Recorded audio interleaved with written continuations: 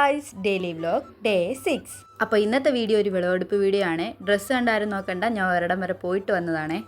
അപ്പോൾ കുറേ പയറൊക്കെ ആയിട്ട് നിൽപ്പുണ്ട്. അച്ഛമ്മ ഇന്നലെ തൊട്ട് പറയുന്നുണ്ട് പയർ പറിക്കാറായി എന്ന്. അപ്പോൾ വന്ന വഴി ഇതങ്ങ് പറിച്ചേക്കാമെന്ന് വിചാരിച്ചു ഗൈസ്.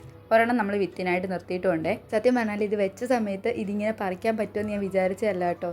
അപ്പം നമുക്ക് പയർ പറിച്ചാലോ ഗായ്സ്, വായോ. സത്യത്തിൽ ഈ പയറിങ്ങനെ പറിക്കുമ്പോൾ എനിക്ക് ഭയങ്കര സന്തോഷം തോന്നുന്നുണ്ട് കേട്ടോ. അന്ന് ആ പുഴുവൊക്കെ കടിച്ച സമയത്ത് ഞാൻ വിചാരിച്ചു ചേച്ചി ഇത് മൊത്തത്തോടെ പോയെന്ന്. പക്ഷേ എൻ്റെ പ്രതീക്ഷ തകർക്കാതെ നന്നായിട്ട് തന്നെ ഇതുണ്ടായി കേട്ടോ. പിന്നെ എൻ്റെ അനിയനും ഇതിനകത്ത് വലിയൊരു പങ്കുണ്ടേ.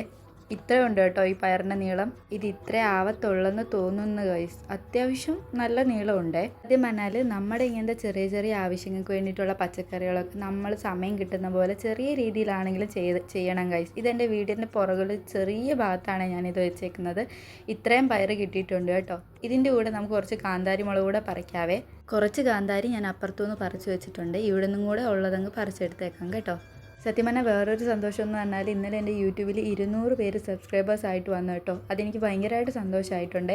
അപ്പോൾ വീഡിയോ ഇഷ്ടപ്പെട്ടാൽ ലൈക്ക് ചെയ്യണം, ഷെയർ ചെയ്യണം, സബ്സ്ക്രൈബ് ചെയ്യണം. അപ്പോൾ ഓക്കെ, ബൈ ഫ്രണ്ട്സ്.